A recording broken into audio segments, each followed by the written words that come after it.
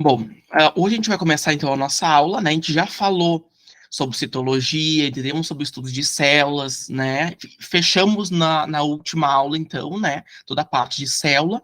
Agora a gente vai um pouco mais para frente, a gente vai estudar um pouco sobre a histologia, né? Que é a nossa aula 10, então, aonde a gente vai entender um pouco o que é histologia, né? Relembrar algumas coisas e depois ir mais a fundo, né? Na histologia animal. Existe histologia vegetal também, mas a vegetal a gente vai ver mais para frente, tá? Então, aqui, só para vocês terem noção, a gente vai tratar sobre o que é histologia, de modo geral, e depois, né, entrar diretamente nos tecidos animais para a gente compreender cada um deles. Bom, primeiramente, então, o que é isto? Vocês já ouviram falar sobre isso? O que vocês acham? Já ouviram falar na escola sobre isto, histologia, alguma coisa assim? Ou já estudaram, né, também? E aí? O que é isto? Já ouvi falar, perfeito. É que eu já ouvi falar, mas não quero repetir, né? Algum momento, algum espírito me contou, brincando. Mas, né, geralmente a gente tem isso lá na biologia, né? Logo depois da histologia, vem, né, a histologia. A histologia, então, nada mais é, né? Vem de histos, de grego, né? E logos, aonde significa, né? Isto significa tecido, e logos, né? Assim como disse do antes, significa estudo, então, logo, né? A histologia é o ramo da biologia, então, que estuda os tecidos, que é definido aqui, né? Então, é a área da biologia que estuda os diferentes tecidos, sejam eles animais ou vegetais, mas a gente vai, né, aprofundar mais animais nessa aula. Bom, mas então o que é um tecido? Né? Relembrando lá as nossas aulas sobre a característica gerais dos seres vivos, um tecido é um conjunto de células idênticas, essas que estão muito próximas, como vocês podem ver aqui. Então, um conjunto de células, né, idênticas, elas vão formar tecidos. Né? Vocês podem ver bem didático, né, na imagem. Mas aí vem aquela questão: você é falsa menina ou não?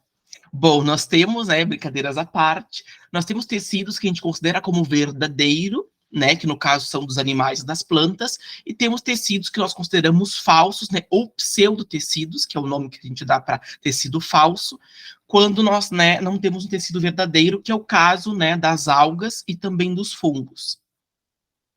Qual é a diferença entre eles? O tecido verdadeiro, ele tem células idênticas, né? A diferença é que o tecido verdadeiro, as células são idênticas e todas as células realizam uma única função. Então, o tecido, né, vai ter sempre umas células idênticas e todo ele vai realizar uma única função, como acontece nos tecidos animais que a gente vai estudar hoje e também nas plantas. Já o tecido falso ou pseudotecido, elas são idênticas, mas tem um porém. Elas possuem diferentes funções. Então, um único tecido, ele pode realizar reprodução, nutrição, sustentação e dentre outros. Então, por isso que a gente chama de pseudotecido, porque ele não realiza apenas uma única função, mas sim várias. Então, essa é a grande diferença, né? E o pseudotecido é encontrado, né, em algas e fungos. Então, aqui a gente vê, né, mais didaticamente, o tecido verdadeiro, aqui você pode ver o tecido vegetal. Então, olha, a epiderme, né, o tecido, desculpa, epitelial, todos têm a mesma forma, a mesma função. O parênquima, que é um outro tecido, todos têm a mesma forma, a mesma função. E assim por diante. Agora, o pseudotecido, olhem aqui, ó, no caso do fungo. Todo ele é composto por hifa, só que qual é a diferença? A parte superior é reprodutiva e a parte inferior, né, que é o micélio, é o que vai captar, então, os nutrientes, né, e fazer outras, vai sustentar e fazer outras funções. Então, aqui no pseudotecido, é o mesmo tecido, mas ele tem, né, essa divisão, essa diferença, algumas regiões faz uma coisa, a outra. No caso verdadeiro, não. Um tecido, uma única função. Outro tecido, outra função. Essa diferença de verdadeiro, né, e falso. Bom, mas como que a gente analisa esse tecido? Assim como a gente já viu, né, anteriormente lá na microscopia, o tecido ele é também, né, visto no microscópio. Então a gente pega, né, o tecido, é feito várias técnicas laboratoriais para que a gente consiga, né, colocar no microscópio e visualizar ele. Sendo assim, a gente precisa de alguns materiais para acontecer isso. No caso, uma lâmina histológica, né, uma lamínula e a amostra, que é o pedaço do tecido que a gente vai analisar, né, através de técnicas com corantes e assim por diante. E um outro detalhe é que esse material ele pode ser permanente, né? Eu posso fazer uma lâmina que dure anos e anos e eu consigo guardar ela, que a gente chama de laminário, né? Que é um local onde a gente guarda, então, essas lâminas histológicas, que são as lâminas de tecidos. Bom, agora a gente vai entrar, então, mais a fundo, né? Entender sobre os tecidos vegetais, sobre os tecidos animais, né? Propriamente dito. Mas aí a gente se pergunta, todos os tecidos são iguais? Pergunto para vocês, o que vocês acham? Todos os tecidos que vocês têm no corpo são idênticos em forma e função? Tudo igual, tem a mesma aparência, mesma função, a mesma cor? Bom, Isabela já disse que não, né?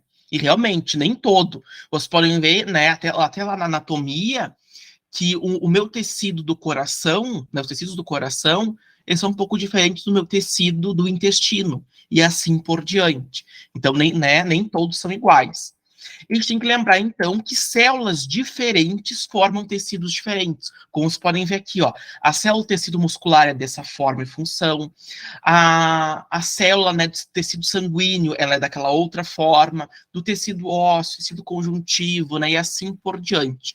E um exemplo clássico que vocês têm disso é aqui, ó, os neurônios e as células da glia, que a gente vai entender um pouco mais para frente, as duas vão formar o tecido nervoso. Então, células diferentes podem formar um tecido, né, e assim por diante. Isso é muito importante a gente relembrar. Bom, a histologia animal, então, ela é dividida entre 4 principais tecidos, né? Tecido epitelial, tecido conjuntivo, tecido muscular e tecido nervoso, que a gente vai estudar hoje. O primeiro é o tecido epitelial. Nossa, eu amo esse mesmo, mas enfim. Para que vocês acham que é o tecido epitelial? Bom, aqui já tá dando uma dica, né? Uma diquinha de centavos. Para que vocês acham? Qual é a função do tecido epitelial? Ou o que lembra a palavra epitelial para vocês? Não lembra nada? Nunca viram?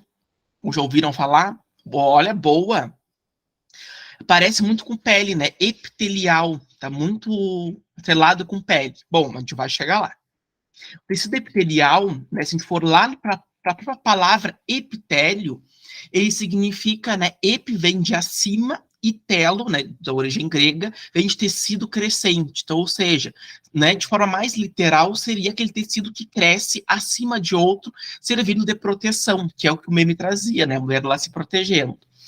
Então, o tecido epitelial nada mais é do que um tecido responsável, né, pela proteção das cavidades e também secreção de algumas substâncias que a gente vai aprender.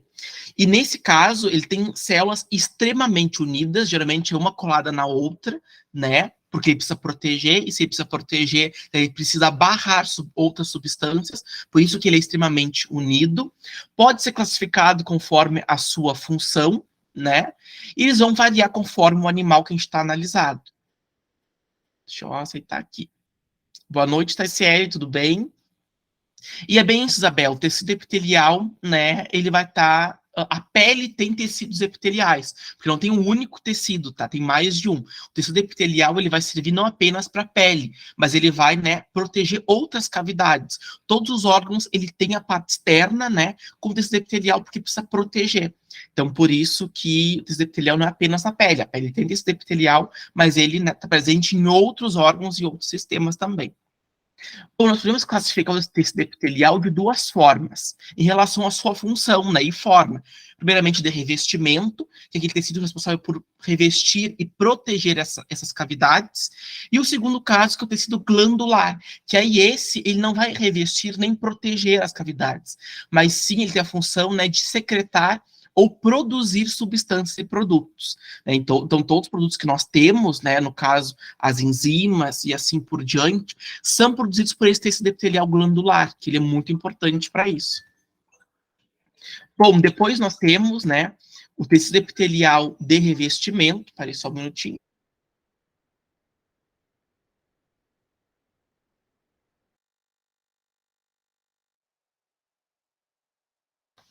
E agora voltei, desculpa o espectador aqui.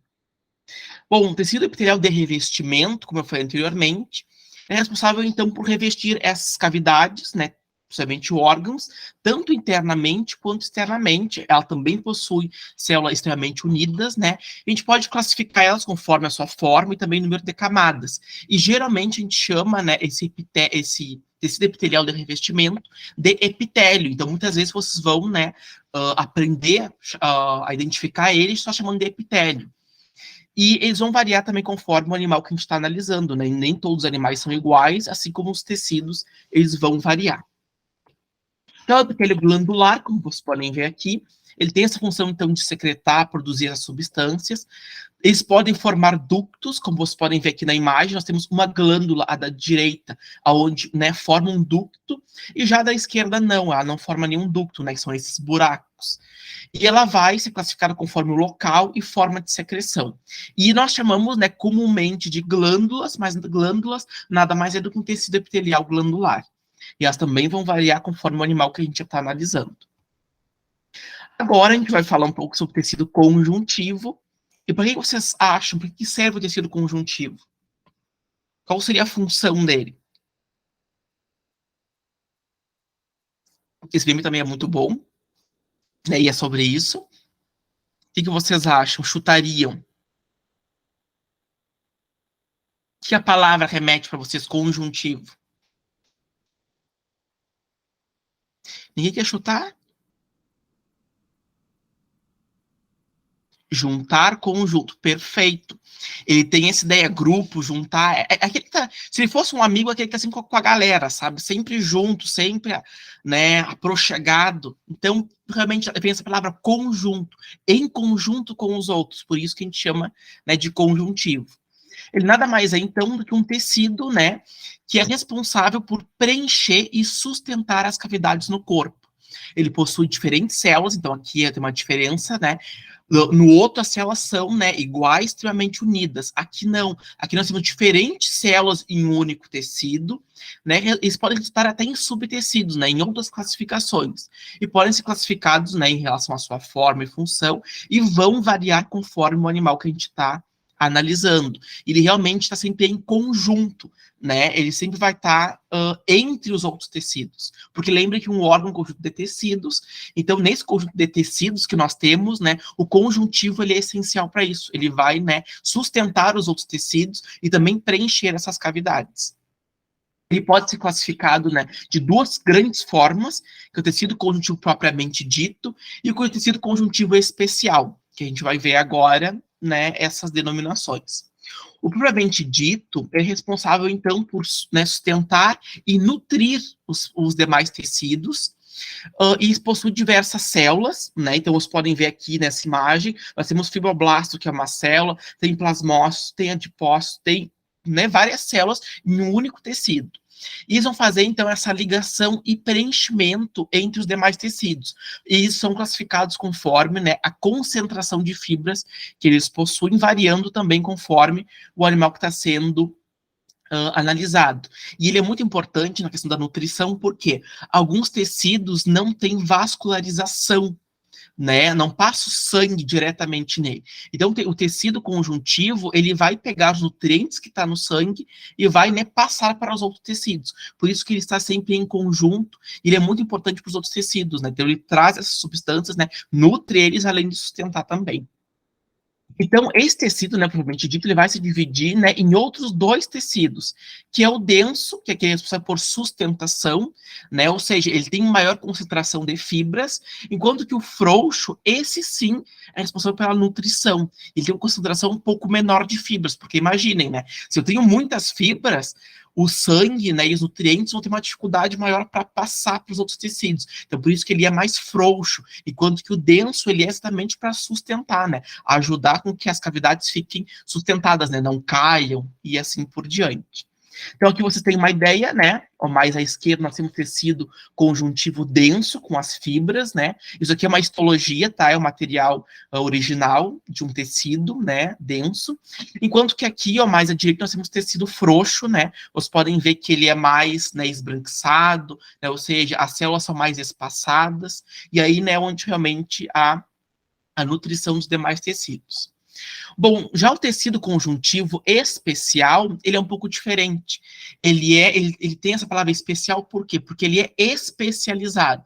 Então, diferentemente do tecido conjuntivo propriamente dito, né, que nós temos diversas células, aqui nós temos células especializadas. Então, por isso que a gente fala que é um tecido especializado. Ele vai ser responsável, então, né, por produzir, armazenar ou sustentar uma cavidade, sempre lembrando, com células especializadas. Então, não é várias células, né, como no caso do outro que tinha inúmeras. Não, aqui são células específicas para algo.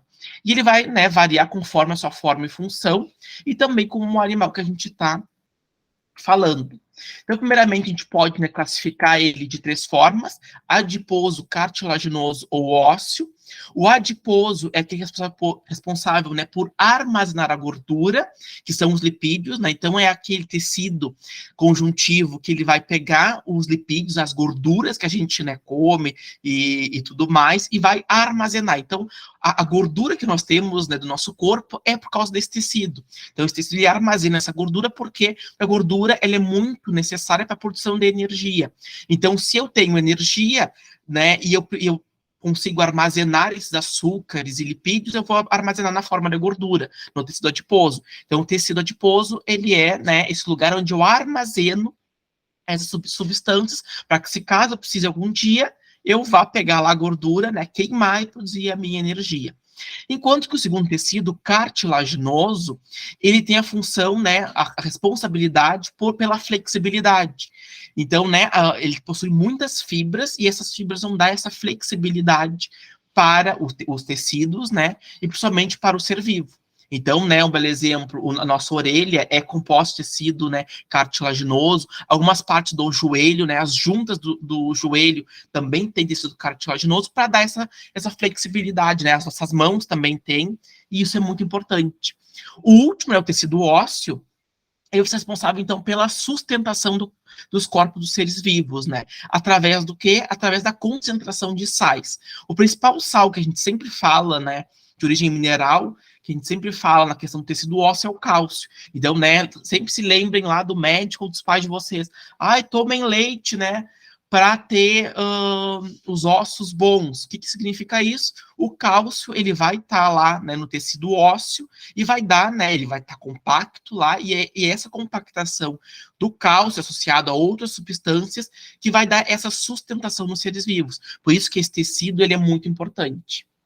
Então, aqui você tem a imagem dele, né, o tecido adiposo, ó, são células enormes, né, onde essa parte amarela é a gordura, enquanto que aqui nós temos no meio tecido cartilaginoso, né, onde nós temos os condrócitos, né, e os condroblastos, que são as células especializadas no tecido cartilaginoso, e aqui no terceiro a gente tem o tecido ósseo. Então, nós temos uma matriz, né, bem forte no meio, aonde ali fica, então, né, as células, e elas vão morrendo, né, no caso do ósseo, e vão compactando esse cálcio e demais sais dentro do osso, né, para formar essa rede de sustentação.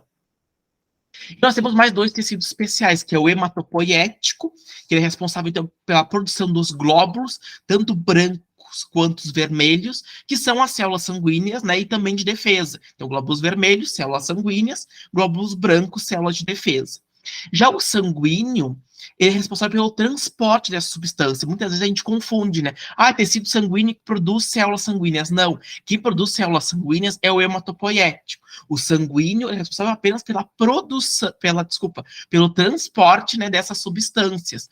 E quem são as substâncias? São os gases, né? Como o oxigênio, né, o CO2. Então, quando a gente respira, né, a gente pega o CO2 e coloca nas nossas células. Então, é a massa, né, vai transportar esse oxigênio para chegar lá nas nossas células, né, produzir a nossa energia. Então, esse tecido é muito importante porque ele vai transportar, né, esses gases, as células também, né, sanguíneas, e também as de defesa, né? Quando a gente tem uma infecção, as células de defesa, elas só vão conseguir chegar nesse local onde está tendo, né, essa infecção através do tecido sanguíneo, porque esse é como se ele fosse, né, as ruas da nossa cidade, é ele aonde, né, a polícia vai conseguir sair, os bombeiros, as ambulâncias, para chegar até o local onde está acontecendo alguma ocorrência. Então, por isso que ele é muito importante, né, é um tecido de transporte.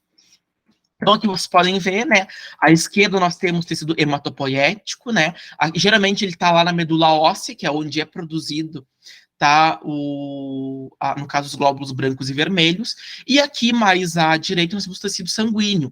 Então, essas células, né, quase sem coloração, são as hemácias, né? Elas não têm núcleo, vocês podem ver, elas transportam os gases, e essas que são coloridas, que tem o roxo, são as células de defesa, né? E elas são mais pigmentadas porque tem várias substâncias para realmente acabar com aquele ser vivo que vai, né? Aquele invasor que vai invadir o nosso sangue. Se invadir o nosso sangue ou demais tecidos, elas vão, né? Com essas substâncias, vão capturar ele e matar. Então, por isso que são muito importantes. Agora, o tecido muscular. Bom, o tecido muscular, geralmente a gente fala, né, a questão dos músculos, então tem muita academia, né, muito essa questão, como é que se diz, de blogueiragem e afins, mas o que seria esse tecido, né? A ideia de músculo já vem, né, com a questão de exercício físico. A gente sempre fala sobre exercício físico, mas o que a gente poderia pensar? O que tem a ver o tecido muscular com o exercício físico, né? Os nossos músculos, o que significa isso? E os animais, será que tem músculos? Da onde vem isso? Às vezes dá uma embaralhada na nossa cabeça. Bom, o tecido muscular, ele nada mais é, então, do que o tecido responsável pela movimentação e resistência, né, dentro dos seres vivos. Eles possuem essas células, então, um pouco mais alongadas, onde a gente chama, né, comumente de fibras musculares, que são essas células. Então, eu posso falar tanto de célula muscular, né, ou miócito, que é a mesma coisa, ou fibra muscular, e elas são classificadas, né, o tecido ele é classificado conforme a sua forma e função e vão variar conforme o animal analisado. Porque imaginem, né, o tecido muscular de um canguru é totalmente diferente de um jacaré, que é diferente de uma ave. Então isso vai ter uma variação, né. E ele vai ser classificado de duas principais formas. A primeira que é o tecido muscular estriado e a segunda que é o tecido muscular liso. O tecido muscular estriado, ele é aquele responsável, então, pelos movimentos voluntários do corpo. Aqueles que promovem o movimento, ou seja, no estriado eu consigo controlar minha movimentação. Eu estou aqui mexendo as minhas mãos, então, ou seja, esses músculos que eu estou trabalhando é o estriado, porque eu consigo voluntariamente controlar esse movimento. Agora, o músculo liso, não. O músculo liso, ele tem movimento involuntário. O que significa isso? Eu não consigo controlar. Quem controla é o meu cérebro. Ou seja, então vários órgãos ocos que têm músculo, né? E geralmente o músculo liso, ele dá mais essa sustentação, né? E essa elasticidade. Então, um exemplo clássico. Nós temos, né, o estômago. O estômago a gente consegue comer muito, né? Às vezes, né? Diz, uma pessoa ela come muito, outra come pouco. Por quê? Porque dentro, né, do estômago tem o tecido liso, aonde ele consegue, né, se alongar e aumentar de tamanho. Então, esse aumentar de tamanho e diminuir é típico de músculo liso. Isso a gente não controla, né? Isso vem, né, exatamente pela própria especificidade que ele possui. Então, aqui vocês podem ver, né, a diferença entre eles também está pelo próprio nome. Músculo estriado e liso, a diferença está nas estrias. Então, vocês podem ver aqui que o estriado, ele possui estrias dentro das suas células, enquanto que o liso, ele é automaticamente liso, né? Ele não tem nenhuma estria. Então, vocês podem ver aqui, né, o estriado mais à esquerda é cheio de estrias brancas. E já o liso aqui, a gente enxerga as células, mas elas completas, não tem nenhuma, né, estria. E o estriado ainda, ele vai se classificar em mais outros dois tipos. O primeiro que é o estriado esquelético, que é aquele onde os movimentos, então, são controláveis, né? São aqueles músculos controláveis, que é o que eu tenho no meu braço, que eu tenho na minha mão, na minha perna, né? Como por exemplo, eu levantar as mãos aqui, eu estou, né, pegando meu músculo estriado e estou dando comando para ele, né, no caso, se movimentar, estou controlando ele. Enquanto que o cardíaco, esses movimentos, primeiro que eles são rítmicos, ou seja, existe uma periodicidade, então existe uma arritmia, né? Eles batem conforme um tempo, né? E de uma forma X, e são incontroláveis, que controlam o nosso cérebro. Então, o nosso coração, imaginem se a gente tivesse o tempo todo controlar o coração, tum-tum, tum-tum. Isso iria, né? Bom, a gente seria cansado, então, o tempo todo controlando, então não tem como. Então, por isso que ele é, né, movimento rítmico e incontrolável. Quem controla é, né, no caso, impulso nervoso que vem lá do nosso cérebro e que controla, né, no caso, o movimento desse coração. Então, essa é a diferença entre o esquelético para o cardíaco. como é o caso, né, dos batimentos cardíacos e o esquelético, o ato de caminhar e afins. Então, vocês têm aqui, né, a imagem, à esquerda o esquelético, então é o músculo estriado automaticamente, né, cheio de estrias, enquanto que o cardíaco, ele também possui estrias, mas vocês podem ver aqui na imagem que tem várias regiões, como se eu pegasse uma caneta, né, e fizesse vários riscos, assim, roxos, grandes. Qual é essa diferença? No cardíaco, a gente tem essas regiões mais... como se fosse uma região de conexão, né, no caso, como se fosse uma fibra para outra, aonde esse ponto, né, roxo, essa lista, a gente chama de disco intercalar. E essa é a diferença, né? O esquelético não tem disco intercalar. Ele tem estria, mas não tem disco intercalar. O cardíaco, eu tenho estria e eu tenho esse disco intercalar, que vai ser, né, bem onde as duas fibras elas vão se unir. Exatamente, né, para fazer esse controle rítmico, né, que veio do impulso lá do cérebro e assim por diante. O último tecido, e não menos importante, né, é aquele que a gente fala, o tecido nervoso, né, o tecido nervoso, quando a gente está, né, surtando, né, vem essa ideia de, a palavra nervoso vem, né, em função dele. Deixa eu tomar meu cafezinho. Tomei o cafezinho para não ficar nervoso, mas afim.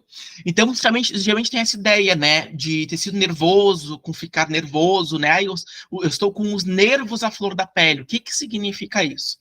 Bom, o tecido nervoso, ele é então o tecido responsável pela comunicação entre as células e por transmitir as informações. Então, nós temos, né, células nervosas e sensitivas, ou seja, células nervosas, aquelas que vão transmitir, e as sensitivas, não é aquela mais sensitiva, tá? Não é aquela que vai ver uma previsão, não, queria, mas não é. Sensitiva é aquela que vai captar alguma coisa. Né? Ela não vai transmitir informação, mas ela vai captar algo.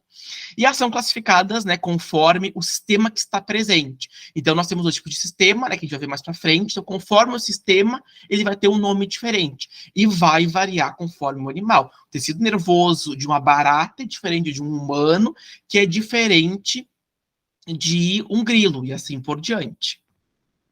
Então, nós temos, sempre quando a gente fala desse nervoso, a gente tem, né, que relembrar algumas células. Então, a gente vai classificar aqui não o tecido, mas sim as células nervosas. Nós temos dois tipos.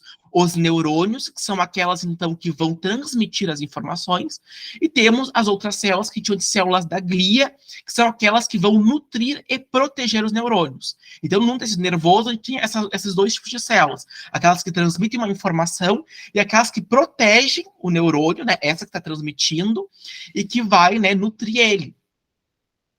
Deixa eu passar aqui. Então, aqui vocês podem ver na imagem, né, nós temos os neurônios. O neurônio, ele sempre tem essa forma, tá? Ele tem o corpo celular, né? Essa região que parece um sol mais alongada. E tem, né, como se fosse um rabinho, que a gente chama de axônio, que é ali por onde o impulso nervoso ele vai passar para o outro.